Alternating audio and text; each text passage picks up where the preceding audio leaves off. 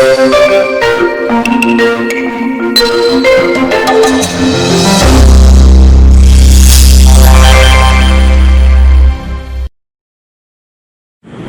buhay ay itinutuon natin sa paghahanap sa katuruan, sa gabay, sa liwanag at pagpapala ng Diyos. Life could be a long search for God. For some people, it becomes a very fruitful search. For others, it becomes an endless, sometimes frustrating search for God. Can God be found? Where can God be found? God in you. Ang pamagat ng ating pag-aaral. At nawa tayo'y buhusan ng Panginoon ng iba yung pagpapala at magpakilala siya ng mas malalim na paraan. Salamat po, O Diyos, sapagkat kayo ay pwedeng maabot, makilala, at nawa turuan nyo kami kung paano gagawin yun sa pinakamabisang paraan. Sa ngayon, kami, Panginoon, ay nagtatapat sa iyo ng aming mga kasalanan. Patawarin niyo po kami sa aming mga pagkukulang sa inyo at sa aming kapwa. At nawa, Panginoon, ang inyong pagpapatawad, ang siyang magpagaling sa amin, ang mag-alis ng mga bigat sa aming puso, ang humawa ng aming daan at magpaliwanag sa aming buhay. Teach us, heal us, empower us. We ask you to be our speaker, O God. Nobody else, just you. May your voice be our power, our strength, our light, and use your servant only as your instrument. Dear Lord, we pray that you will heal our spirit, heal our soul, heal our bodies, and lift up yourself as we worship you and as we continue to seek for you. Father, guide us in the name of Jesus, your Son, our Lord, our Savior and friend. God in you. Napakalaking usapin, napakahiwaga, subalit napaka-totoo. Psalm 139 verses 2 to 3. You know when I am resting or when I am working, and from heaven you discover my thoughts. You notice everything I do and everywhere I go. Isang pahayag, hindi lang ng pananalig, kundi na isang katotohanan na alam ng Diyos ang ginagawa natin sa bawat sandali. But the Lord is fully aware of man's thoughts and deeds. Walang maililihim ang tao, walang maikukubli mula sa Diyos. Verses 7 to 12. Where could I go to escape from your spirit or from your sight? If I were to climb up to the highest heavens, you would be there. If I were to dig down to the world of the dead, you would also be there. Suppose I had wings like the dawning of day and flew across the ocean. Even then, your powerful arm would guide and protect me. Gumamit ang sumulat ng awit na ito ng mga talinghaga na nauunawa ng kanyang panahon. So sa kanila, ang pinakamataas na pwedeng marating ay yung mga heavens. Ang pinakamalalim na pwedeng marating ay daw libingan ng mga namatay na. At ang pinakamalayong pwedeng marating ay sa ibayong dagat. Siyempre, sa language natin ngayon, mas malayo ang range ng pwedeng marating dahil sa technology at dahil sa alam na natin ngayon. Pero sa kanilang panahon, ang ibig lang sabihin ng sumulat, sukdulan man ang gawin niyang paglalakbay, yung pinakaabot at pinakamalayong pwedeng marating ng tao, hindi pa rin niya pwedeng takasan ng presensya ng Diyos. Nandun pa rin ang Diyos. At hindi lang nandun, kundi nandun upang magbigay ng kanyang paglilinaw, pagpapaliwanag, guidance, protection. Verse 11, or suppose I said, I'd hide in the dark until night comes to cover me over. But you see in the dark, because daylight and dark are all the same to you. So isa pang extreme sa kanila, gabi. Nung kasi yung dilim ng gabi, madilim talaga. Pero kung ano man ang uri ng dilim na pwedeng ma-imagine ng tao ngayon, sabi, hindi pa rin yun ang sapat para hindi makita ng Diyos ang nagaganap sa buhay ng tao. The Lord is not only everywhere, but the Lord is with man, even in the darkness. Marami kasi noon nagsasabi at naniniwala na ang Diyos ay wala sa dilim. Nasa liwanag lang siya dahil sa liwanag. Pero sabi nitong sumulat, kahit pa nga sa dilim, nandun ka pa rin.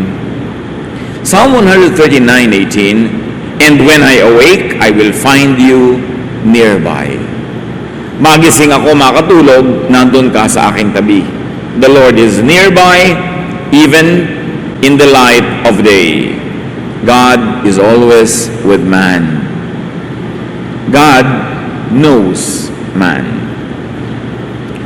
At bilang tugon, bilang ganti, ano naman dapat gawin ng tao? Because God knows man, man should know God. Beginning from within himself.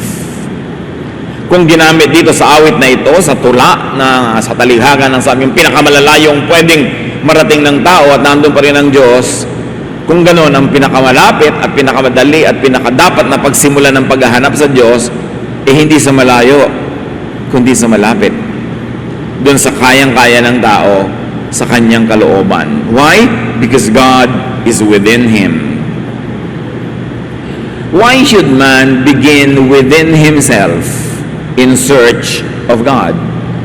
And here when I say man or himself, I mean tao sa Tagalog. Man or woman, sangkatauhan.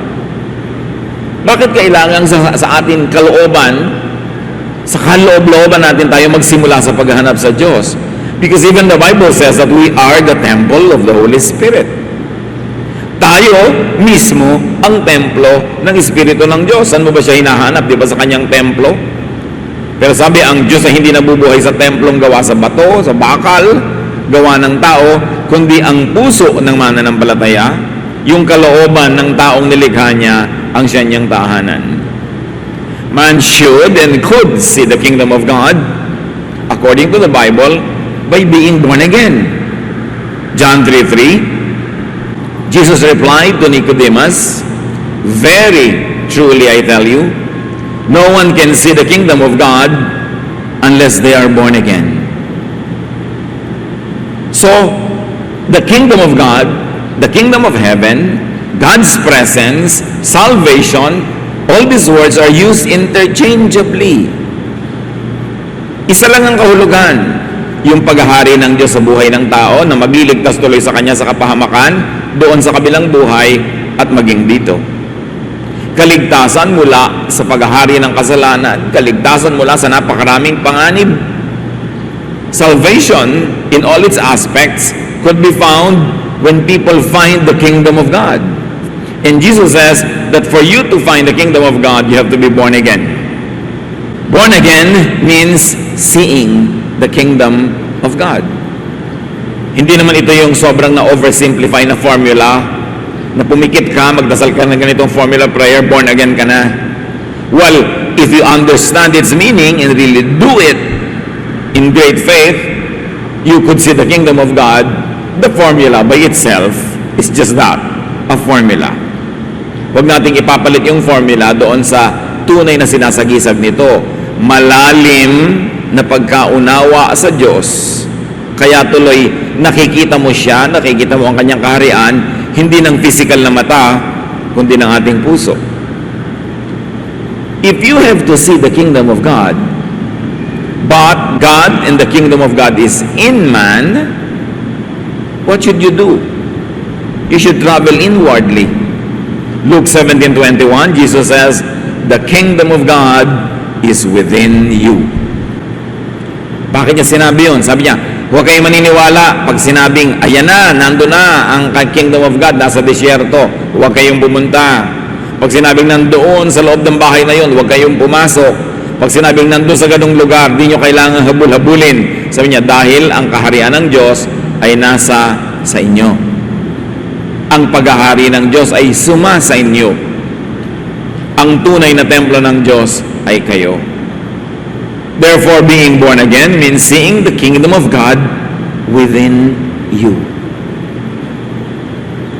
Mahalagang usapin ito, mga kapatid, ating pagtuunan ng pansin. At huwag natin padaanin sa antok na hindi natin nadinig at naintindihan. That the kingdom of God is within you, not outside of you, not in the clouds. That the kingdom of God is rediscovering the image of God in you. It is reviving the lost image of God in you. Reviving the Spirit of God that was given to Adam and Eve. Reviving the image of God that was given to every person. Napakainam na intindihin ito. Because throughout time, organized religion, institutionalized faith, have distanced man and God. Kung minsan ay pinalalayo ng mga organisadong relihiyon ng Diyos para yung relihiyon ay maging napaka-importanting daan patungo sa Diyos.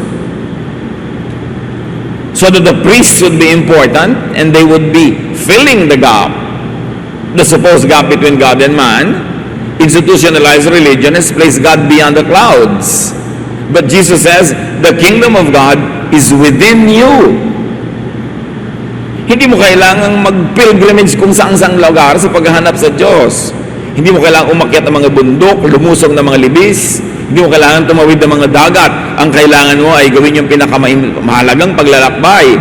Papasok sa iyong kalooban sapagkat naroon ang punla ng Diyos. Naroon ang kanyang espiritu. Naroon ang image of God that was given to every human being. Matthew 1:23, the virgin will conceive and give birth to a son, and they will call him Emmanuel, which means God with us. Kaya napakaganda pong metaphor ang pagdadalang tao ni Maria. Sapagkat sa kanyang kalooban, sa kaloob-looban niya, sa kanyang sinapupunan, naroon ang anak ng Diyos. Naroon ang Diyos. Naroon ang kingdom of God. Kaya tayo man, nandun din sa ating loob ang Diyos, bagamat hindi naman sa ating sinapupunan dahil hindi natin siya kailangan ipanganak. Pero kinailangang ipaliwanag at ipakita sa malinaw na paraan na ang Diyos ay nasa loob ng tao, wala sa labas. Kaya sabi, kailan ako pupunta at saan ako pupuntang pwedeng wala ka? Sabi niya, wala. Kahit saan ako pupunta, nandun ka. Bakit? Kasi kasama kita. Kasi ang Diyos ay suma sa atin. Ang isang malaking pandaraya ay papaniwalain kang napakalayo ng Diyos sa iyo.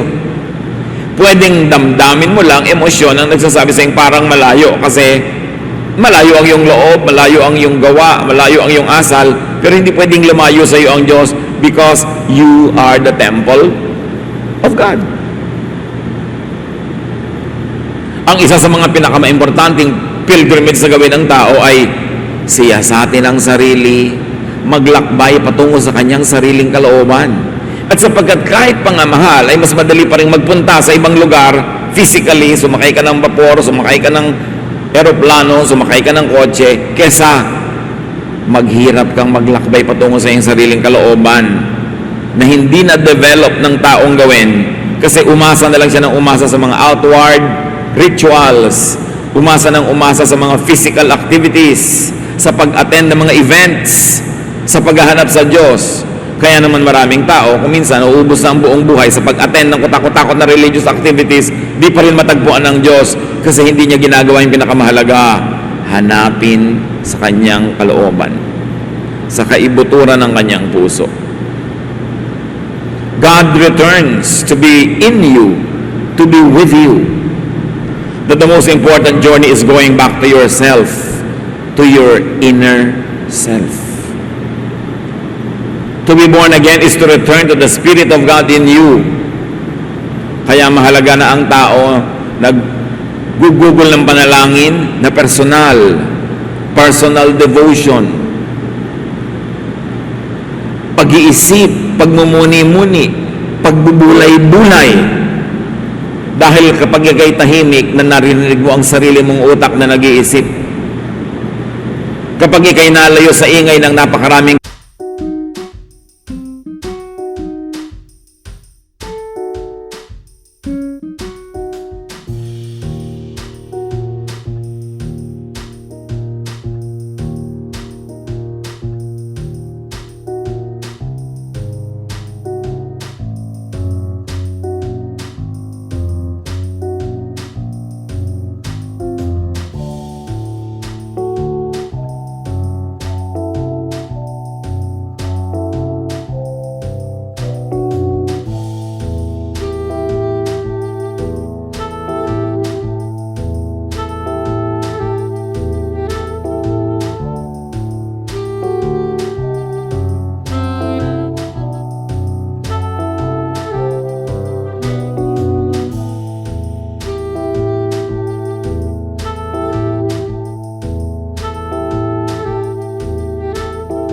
taong nag-aagawan sa iyong atensyon at pagsunod, naririnig mo yung tinig na galing sa iyong kalooban. Kaya mahalaga yung pag-iisip, pagbibigay ng panahon na hindi ka laging busy. At ngayon, napakahirap gawin yan with technology. Ang tao minuminuto tumitingin sa cellphone kahit hindi tumutunog. Pagka napaupo kahit saan, tingin agad, send agad ng message, games agad. Walang panahon sa sarili. Walang panahon na makipag-usap doon sa Espiritu ng Diyos na nasa sarili. Kasi kung kani-kanino nakikipag-usap na malayo. Kaya nga kuminsan kahit sa restaurant, kahit sa ang mesa, may 4 na tao nakaupo doon pero lahat nagte-text sa iba't ibang tao, hindi sila nag-uusap. Papalayo ng papalayo ang kausap, hindi nakausap tong malapit. Kaya may mga matitinong magulang, maraming ina, pag umuwi ang tatay galing sa abroad, nagtatrabaho, magbabakasyon, bawal mag-text ang mga anak. Habang nandito ang ama nyo, walang magte-text-text. Walang maglalaro sa computer. Walang magpe-Facebook. Asikasuhin yung makipagkwentuhan sa tatay nyo o sa nanay nyo. Kasi nga, ang layo ng kausap, yung malapit, hindi makausap. Ganun din ang institutionalized religion na kung ano-anong ginagawa para kausapin ng Diyos pero walang oras mapag-isa, walang oras na mag-reflect. No time for devotions, for reflection. It is in quietness that we will hear the silent voice of God. So man can know God by knowing himself and others. Maraming mga ganyan, Lord, let me know you. Let me know you. Yun ang laging prayer. Kung masasagot lang siyang, you want to know me? Know yourself because you were made in my image. E paano po yung kapitbahay ko? Ibang-iba yung pagkatao nun. That kapitbahay of yours is also made in my image. Kilalanin mo rin siya. E di ang dami-dami niyo pong images. Of course, kasi ginawa ko kayong lahat. So kung meron 7 bilyong tao sa planeta, mahahanap mo yung imprint ng Diyos sa bawat isa sa kanila. At kung naging 9 billion pa yan, 10 billion, hindi mo pa rin kayang ubusin ang facets of God because God is endless, eternal. Kaya kailangan kilalanin ang sarili. Genesis 1:27, so God created humans to be like Himself. He made men and women. Nakita nyo, ipinaliwanag pa, He made men and women, and at the same time, both the man and the woman are in the image of God. So, kaya babae ka, kaya lalaki ka, image ka ng God. Ano man ang iyong gender, ano man ang iyong age, ano man ang iyong race, image ka pa rin ng God. So, lahat tayo, pag pinagsama-sama, dumarami ang pagkaunawa natin sa Diyos. Kaya may taong ang galing-galing niyang gumuhit, galing sa Diyos yun. Meron ang galing-galing sa math, meron ang gift niya, kumanta, merong tumugtog, meron ang gift niya, tumulong. Lahat yan ay galing sa Diyos. That's why to see God in others is one of the greatest discoveries. There is one God, but different creations. Many creations with differences. But everyone is created by God. Walang kinreate si Satan. Satan only comes to steal, kill, and destroy. Everyone is created by God. Psalm 24:1, the earth is the Lord's and everything in it, the world and all who live in it. So kahit yung taong hindi mo masyadong gusto, nilikha din yun ng Diyos. Yung mga talent na hindi mo alam at hindi mo hilig, gusto rin yun ng Diyos. Ibinigay lang yan sa ibang tao. Kaya ang paghahanap sa Diyos ay hindi sa mga ibabaw ng mga banal na bundok. Hindi sa mga yungib-yungib. Hindi sa mga doktri-doktrina. Hindi sa mga activities ng simbahan lamang. Kundi sa pagtitig sa kapwa-tao, sa pagtitig sa sariling kalooban, at makikita mo ang magagandang mga katangian ng Diyos na nandun, nakikilala mo ang Diyos. Men were created to be like God despite gender differences like Adam and Eve. Despite all other differences. Despite even theological differences. Do you think different theologies will make God different? Yun lang pananaw sa kanya, pero siya, hindi siya naiiba. People may have personal differences, but they're all made in God's image. Kaya, mahal ng Diyos ang lahat ng tao. Kasi nakikita niya yung image niya sa bawat isa ron. Although, may mga distortions dahil sa kasalanan, merong mga dumi dahil sa mga pagkakamali, pero yung basic character, yung basic gifting, yung basic spirit, galing sa Diyos. At paano natin mamamahal ang kapwa pagka lang nakita na natin yung image ng Diyos sa Kanya. So in people, God has many images, not just one. There could be many faces, facets, and manifestations of the same God. Kaya makita nyo, pati yung pagkakakilala at pagpapakilala ng mga great Bible characters sa Diyos, iba-iba. Parang iba yung God of Adam, yung character niya, napakamapagpatawad. Kung ang si Cain nagkasala na, binagyan pa niyang tatak to protect him. Yung God of Noah naman, nagparusa sa iba at si Noah ay nalagaan. Yung God of Moses, may kahigpitan. Pagka hindi ka sumunod sa mga instruction, bigla ka na lang namamatay. But the God of Jesus and the God that Jesus presented is a God who is a friend of tax collectors and sinners. A God who forgives. A God who allows the underclass, those who are downtrodden, to be in the inner circle of Jesus. Hindi magkakaibang Diyos yun, kundi magkakaibang pagkakakilala ng mga Bible characters sa the same God. Therefore, magkakaibang pagpapakilala. Kaya makikita natin, halimbawa, pagka si Paul ang sinunod mo, ang kanyang mga pagkakakilala at pagpapakilala sa Diyos, mas mahigpit siya kaysa kay Peter. Yung iba namang mga disciple, mas mahigpit pa kay Jesus. Pag kami ayaw makinig, gusto nilang paulanan ng apoy. Kasi iba-iba ang pananaw nila sa iisang Diyos. Pero iisa ang Diyos. Even in the giving of gifts, 1 Corinthians 12:11, all these are the work of one and the same Spirit. And He distributes them to each one just as He determines. So walang competition. Pagka sa palagay mo, yung mga taga-Sunday school ay kakompetensya ng taga-choir, hindi mo pa nakikita na sila man ay gift ng Diyos ang kanilang ministry at nasa kanila rin ang imahe ng Diyos. Pag sa tingin mo sa ibang preacher ay kalaban mo siya, hindi mo pa nakikita God in that person. Kaya nga maraming religious quarrels and wars Kasi nga kulang tayo sa inward journey at kulang tayo sa paghahanap sa Diyos dun sa tao. Hinahanap lang natin kung minsan sa statement of faith, sa doktrina, sa costume, sa suot, pero hindi doon sa kaloob-looban niya. God is with you. Instead of always reaching out to the stars and to the heavens, instead of reaching out far away from yourself, you should journey into yourself. Paano po yung ginagawa? Hindi itinuro in a manual-like manner sa Bible. Kanya-kanyang sikap, kanya-kanyang paghahanap ng daan na yun na sinasabi ni Jesus.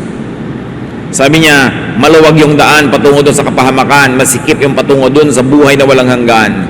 Kailangang hanapin mo yon. The most that religion can give you is some guidance, but it is a personal journey. Kaya hindi tayo dapat laging umaasa lang sa religious leaders, sa pastor, sa priest, sa kung kani-kanino. Kailangan meron kang sariling pakikipagniig sa Diyos. Sariling pag-aaral ng salita ng Diyos. Sariling pananalangin. At makakadevelop ka ng sarili mong style kung paano mo lalaliman ng pagkakilala sa Diyos sa pamamagitan ng pagkilala at pagtanggap sa sarili at sa kapwa. Habang hindi mo tinatanggap ang iyong sarili at hindi mo tinatanggap ang iyong kapwa, ay tinatanggihan mo rin yung Diyos kung saan after that person was made. Kaya ang tinuturo lagi, love others. But only those who truly understand it can appreciate loving others. That what you love in others is the image of God in them. That what you reject and hate in others could be the image of God in them. Mainam na pag-isipan ito. Find the image of God in you, in indifferentness, in uniqueness. Do not always reject and dislike whoever and whatever is different from you. Because God is a God of variety. God is not a God of sameness. So reflect. Quietly travel into your soul, into your spirit, into your person. Pero hindi mo pwedeng magawa yan na nagka-Candy Crush. Hindi mo magagawa yan na naka-Facebook ka lagi, na laging may games, laging may kausap. Kasi ang hindi mo napapansin ang sarili mong espiritu. So spend enough time alone with yourself. At kung may regalo kayo mga kapatid na marapat ibigay sa sarili, ay panahon. Bigyan nyo ng mas maraming panahon ang inyong sarili. Kaniig kasama ang Diyos. You don't always have to fill every blank time with companionship, with activity. Do not mistake activity for achievement. It is in non-activity that we could be quiet enough to hear God. Huwag kayong humiga kung kailan lang talagang pagod at antok na. Maglagay kayo ng oras para sa pananalangin, sa pag-iisip, at kung minsan, sa hindi pag-iisip. Kasi pag wala kang iniisip, nakaupo ka lang doon maaaring magkaroon ng spasyo yung mensahe ng Diyos para sa iyo. Huwag sobrang paguri ng sarili at puyatin na paggising mo, antok na antok ka pa, pero may trabaho ka o may gagawin, kailangan ka nang lumipad agad, wala ka ng panahong manalangin. Wala ka ng panahong magbulay-bulay, wala ka ng panahon na tanungin ng Diyos kung anong gusto niyang gawin ninyong dalawa sa maghapon na yon. Inuubos kasi natin ang oras natin sa mga bagay na hindi naman laging mahalaga. Sobrang TV, sobrang video, sobrang kung ano man yung pinagkakasobrahan, na wala namang idinudulot na mabuti sa katawan, sa espiritu, o sa kaluluwa, o sa emosyon. Hindi natin kailangang punuin lagi ng aktibidades ang ating kalendaryo. Be still and know that I am God. Sabi ng Psalm 46:10. It is an old-fashioned gift that the ancients knew how to give to themselves, that we should rediscover the beauty of aloneness. Hindi laging kailangang may kasama o kausap. Hindi kailangan laging nagmamadali. Hindi kailangan laging may ginagawa. Alam niyo nung araw, ang mga ninuno natin, marunong. Halos bawat bahay may silyon o may duyan. Uugoy-ugoy silang ganon, uugoy-ugoy. Alam niyo ba na sa pag-ugoy-ugoy na ganon, dahil sa rhythm ng katawan na ginagawa, dumadating yung mind sa level of freedom from attachment to certain earthly thoughts. Kaya marami silang nagagawang pagbubulay-bulay, pagdidili-dili, pagmumuni-muni. Kaya kahit sa ating mga ancient rituals, yung mga babaylano, mga princesses ay nangakaupo sa duyan, uugoy-ugoy, uugoy-ugoy. Para rin yung ginagawa ng psychiatrist na titingin kasi isang bagay na sasayaw-sayaw, uuga-uga, because it teaches you detachment from the present, from the here and the now, so that your spirit could transcend the material boundaries around it. Huwag nating alisin, mga kapatid, yung hiwaga ng ating pananampalataya. Yung hiwaga sa pananampalataya. Mula nung ang Biblia ay na-translate, na isalin sa mga wika ng karaniwang tao, progressively and increasingly, nagkaroon ng sobrang interes sa ibig sabihin ng bawat salita, bawat tuldok, bawat kataga. Kaya nagsimula din ng walang katapusang giyera dahil hindi naman nagkakasundo-sundo lahat ng tao kung ano talaga ang kahulugan ng salitang ito, ng katagang ito, ng talinghagang ito. People got obsessed with the meaning of each word.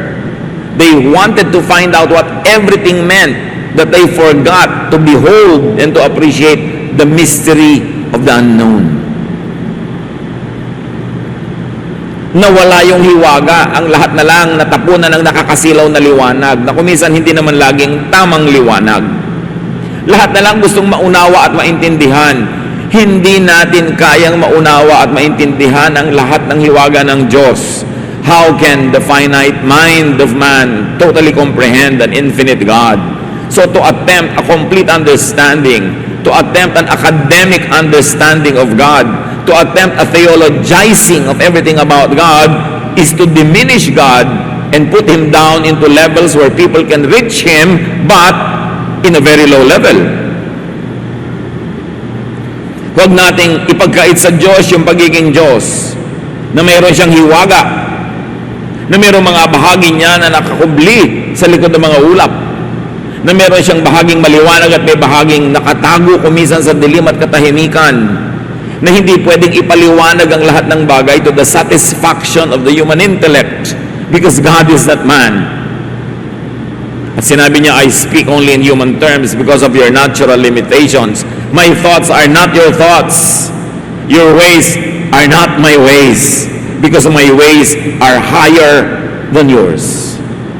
And if the ways of God are higher than yours, can we attempt to reach and understand all His ways? We cannot. Kaya kuminsan lahat ng tao ay tinatanong, kahit sa Facebook where I do counseling, Pastor, pwede po bang gawin to ng Christian? Pwede po bang gawin nyo? So, bakit ba kayo tanong ng tanong? Hindi nyo isipin, hindi nyo itanong sa Diyos, at hindi nyo rin sundin yung sarili nyong damdamin. Kasi ang Panginoong Diyos ay nagpapakilala sa bawat isa, hindi lang sa tinatanong nyo, hindi lang sa mga specialist. Bawat isa ay nilikha sa imahe ng Diyos. Sinanay lang ng relihiyon ng mga tao na maging sunod-sunura na lamang at dependent sa kung anong sinasabi mula sa pulpito. Hindi na tuloy sila nag-iisip para sa sarili. Hindi na nananalangin para sa sarili. Pati panalangin, Pastor, ipag-pray niyo po ako. Bakit? Hindi ka ba makakapag-pray? I will be delighted to pray for you and to pray with you, but do not think that you always have to be prayed for, because you should pray. God wants you to pray. God wants to reveal Himself to you through your personal prayer. Bakit kailangan laging iutos sa iba? Gusto mong maintindihan ng Bible, attend ka lang ng Bible study para kung ano yung theology nung nagtuturo, yun na yung lululunin mo. Kailangan mag-aral ka rin. Kailangan saliksikin mo mag-isa. Hindi mo kailangan mag-Bible school para maintindihan ang mga isinulat sa Bible, kasi yung nagsulat nga ng Bible, hindi nag-Bible school. Kaya lang sobrang pinataas ng mga Bible schools at ng mga simbahan yung Diyos para walang makaabot kundi sila. At kailangan mo sila para abutin nila ang Diyos para sa iyo. Religion has placed itself in the center of the economy of spirituality to the point that people think they can no longer reach God without the religious people, the religious system, and the religious activities. Si Noah, nagtumpok ng konting bato, nag-offer, yun ang kanyang ginawa sa Diyos. He did not need a priest. Yung mga tao nung araw, si Abraham, umakyat ng bundok,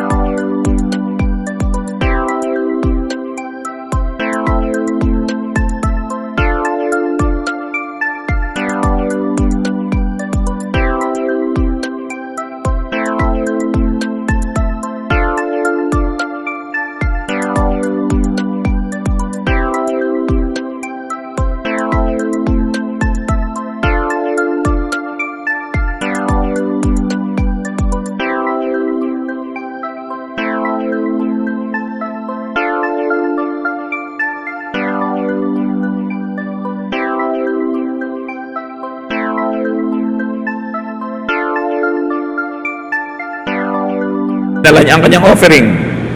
Hindi niya kailangan na mayroong mamagitan doon. Hindi niya kailangan may mga choir. Hindi niya kailangan na may mga usherette. Well, we need it now to have order. But do not forget, these are non-essentials. Because God is with you. God is in you. Pwede kang sumamba mag-isa. So sabihin pa, bakit pa po nagpupunta sa church? Kasi may mga special gifts na ibinigay sa ibang kapatiran na mamiminister sa iyo, magagamit mo, matututunan mo, maririnig mo. At meron ka ring gift na magagamit ng iba. So that together, we become a family. But do not be deceived into thinking that you cannot worship God by yourself. At yan ang nawala na kailangan nating ibalik, mga kapatid. Personal worship. When was the last time that you were alone in your house or room or forest or anywhere na sumasayaw ka sa Panginoon kung gusto mong sayawan? Na tumutugtog ka sa Panginoon, na umaawit ka sa Panginoon? Sapat na ba na may mga instrumentalist, specialist musicians na sila ang tumutugtog para sa iyo? Ikaw, kailan ka huling tumugtog sa Diyos? Kailangan mo ba yung kaloob na sasayaw-sayaw para sa iyo? Ba't di ka sumayaw din dyan where you are? Or sumayaw ka anywhere if you think that you could worship God through dancing? Kailangan lang baging specialist ang gagawa niyan? Kailangan ba na laging yung mga Bible study leader ang magpupuyat para mag-aral ng Biblia at ituro sa iyo sa Sunday school? Ba't di mo saligsigin mag-isa? Then, dagdagan mo sa pag-attend ng mga ganon para hindi ka lang pupunta doon para makinig. Meron ka rin maiko-contribute dahil nag-aaral ka rin. Everyone has the right and the duty to study the Word of God. Do not leave it to specialists.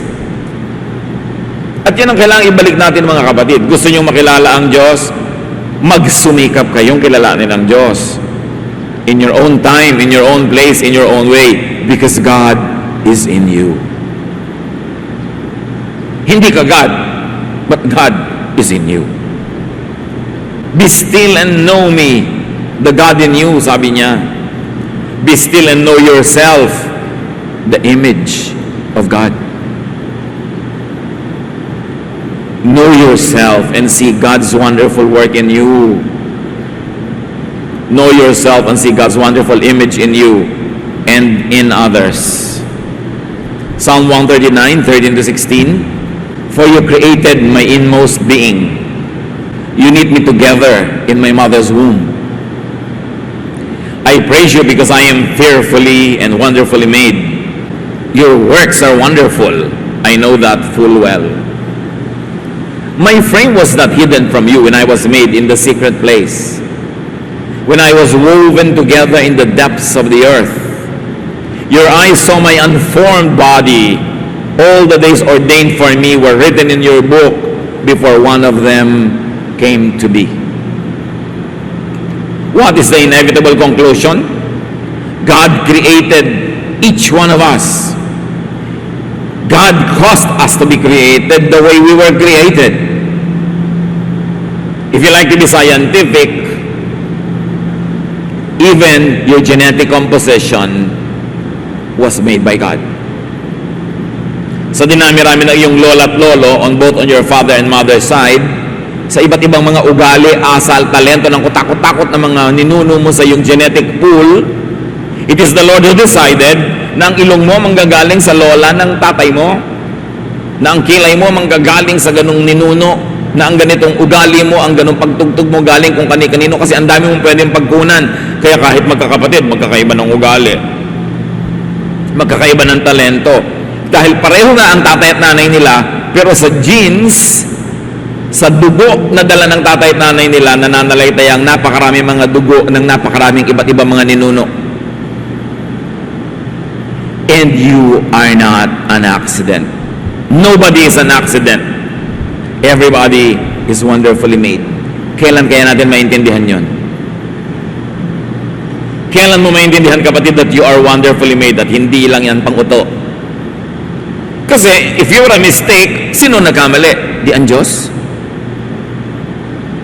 At kailan natin maintindihan na hindi lang tayo ang wonderfully made, kundi pati yung kapwa natin, pati yung kapwang hindi natin kamukha, pati yung kapwang ayaw natin, Diyos pa rin ang gumawa sa Kanya. Kailan lalawak yung pag-ibig natin beyond the self? But to embrace and love God who is in everybody. Kaya mag-ingat-ingat din tayo kuminsan, kasi pag sobrang relihiyoso ang tao, wala siyang ginawa kundi maghampas sa sarili, wala siyang ginawa kundi self-flagellation, self-bashing. Lagi na lang niya sinasabing, wala akong kwenta, wala akong kahalahalaga, ako'y marumi, ako'y makasalanan. Well, it is true, it is not the complete, and it's not the biggest truth about you. The biggest truth about you is that you are the temple of the Holy Spirit, that God's image is in you, that God is in you. Kung natalsik-talsikan ka man ng putik ng mga dumadaang sasakyan habang naglalakad ka, hindi ka putik, natalsikan ka lang. Kung nadapa ka man at nasugatan, hindi ka galos o sugat, nasugatan ka lang. At kung nagkamali ka man, hindi ka pagkakamali, nagkamali ka lang. Habang hindi natin dapat na sobrang purihin ang sarili at pawalang sala ang sarili, hindi rin natin dapat sobrang i-condemn ng ating mga sarili. Kasi binabaliwala natin yung pagpapala na ibinigay sa atin ng Diyos. Yung Diyos ko, ako po'y walang karapatan, wala pa akong karapat-dapat dito. Hindi yung totoo, may karapatan ka kasi anak ka ng Diyos. Kung minsan sobra tayong dramatic sa ating pagpapababa sa sarili, hindi mo malaman kung inuuto natin ng Diyos para lang ma-manipulate natin siya, maibigay yung gusto natin na sobrang pagpapakumbaba tulad ng ginagawa ng mga may kailangan sa kanilang mga amo. Habang hindi tayo dapat magyabang, pero huwag nating lilimutin, we were made in God's image, so we treat ourselves with dignity also. Kahit tayo nagkakamali. Kahit tayo nasusugatan. Kahit tayo nagkakasakit, hindi tayo yung sakit, hindi tayo yung mikrobyo, nagkakasakit lang tayo. At meron tayong manggagamot. At ganun din dapat ang pananaw natin sa ating kapwa. Yung kapwa mo, hindi siya kasalanan, siya ay nagkakasala lang. Hindi siya marumi, narurumihan lang. Hindi siya salot. Kuminsan lang talaga, para siyang sinasalakay ng mga salot. Kailan natin mauunawa na ang Diyos ay nasa ating lahat? Na pag pinagkaitan mo ang iyong kapwa, pag siya inilinlang mo, pag pinagsamantalahan mo siya, pag kinawawa mo siya, ay ginagawa mo yun sa Diyos. Pag tinatalikuran mo ang iyong asawa at ang sumpa mong katapatan sa kanya, ay pinagtataksilan mo ang Diyos. Pag pinapabayaan mo ang mga tungkulin mo sa iyong mga anak, ay pinapabayaan mo ang Diyos na nandun sa mga anak mo na yun. Tuloy, nasisira ka nilang pagkatao, nagkakaroon ng negative na ugali, nawawasak ang kanilang mga behavior, damaged. Napagkakamalang tuloy natin silang salot, pero sila'y biktima pala.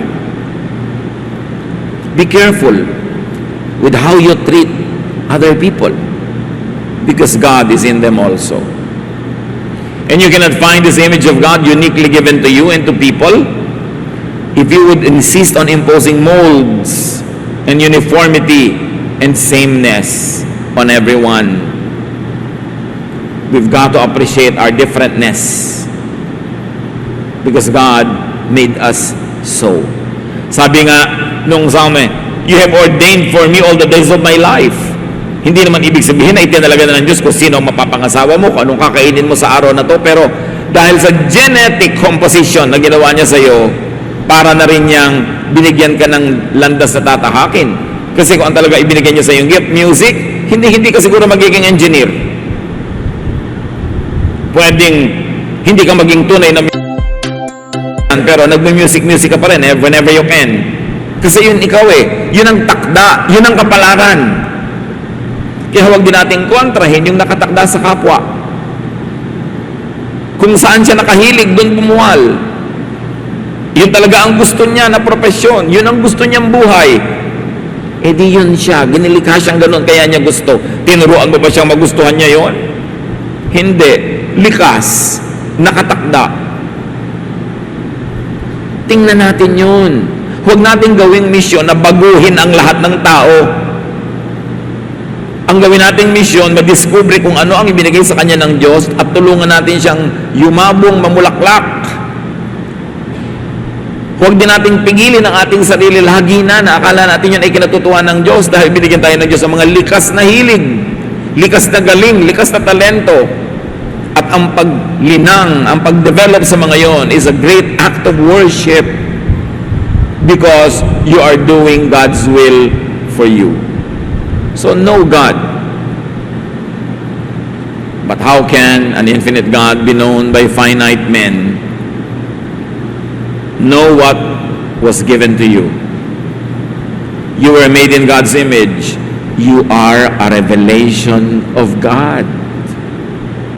Know what is revealed through you. Sa mga ibigay sa iyong kakayanan, God interacts in human history. Yung mga binigyan niya ng runong na umimbento ng mga cellphone, umimbento ng plancha, umimbento ng telepono, galing sa Diyos lahat yung katalinuhan na yon. So kasali siya sa ating pang-araw-araw na buhay. At pag sinikil mo yung likas na runong mo, hindi mo maiko-contribute sa sangkatauhan yung ginawa ng Diyos na naka-assign sa iyo para likhain mo. Know God in human terms. Akala ng iba kailangan mo pang magpakadalo-dalo basa sa theology para makilala ang Diyos. Wala naman nag-theology nung araw, yung sumulat mismo ng Bible. Kilalanin mo ang Diyos in your language, in your context, in your experience. Hindi lang sa mga seminaryo nagpapakilala ang Diyos. Hindi lang sa mga pulpito nagpapakilala ang Diyos sa iyo sa araw-araw na buhay mo, kasama mo siya. So makinig ka. Maging sensitive. Know God in your terms. Because God will not reveal to you what is beyond you. Hindi naman ipapaabot sa iyo ng Diyos yung hindi mo abot eh.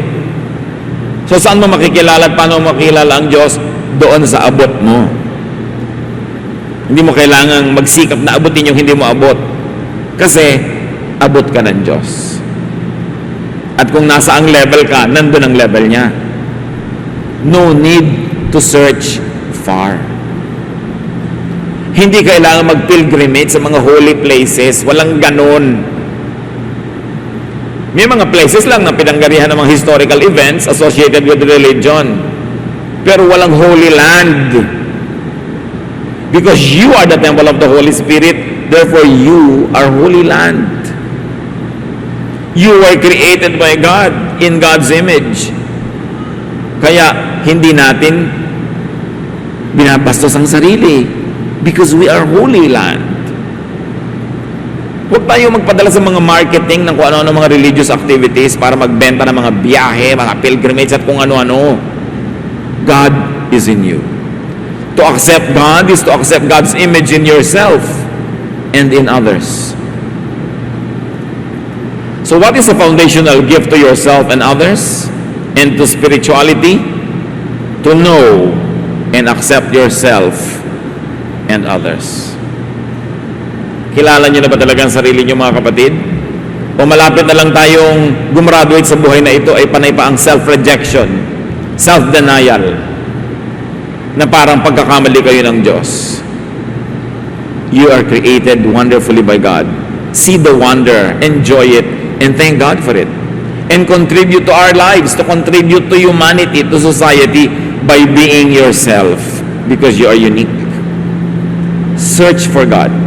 Bigyan nyo ang sarili nyo po ng puwang na makilala pa ang Diyos sa loob ng sarili nyo mga ginagawa, sariling karunungan, sariling konteksto. Hindi nyo kailangan lumabas doon dahil nandun ang Diyos.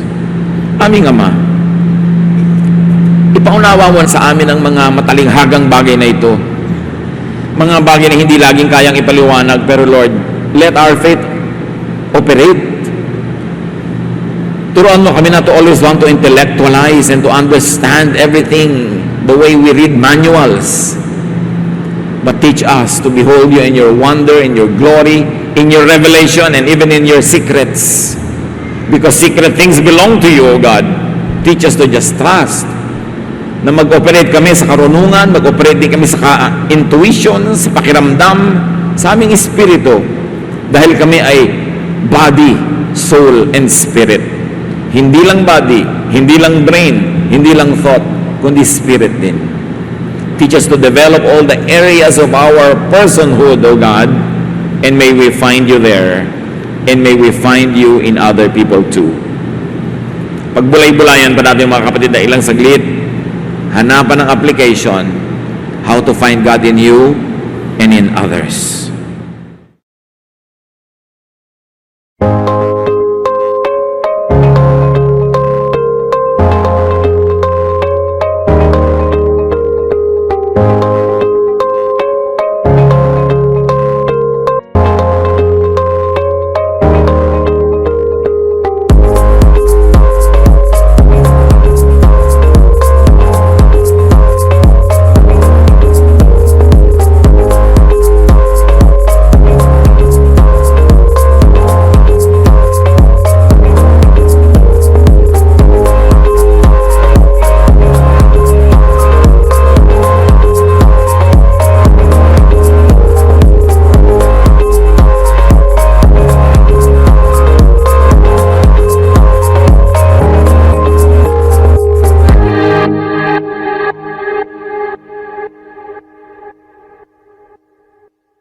Love to you, mga pamangkin.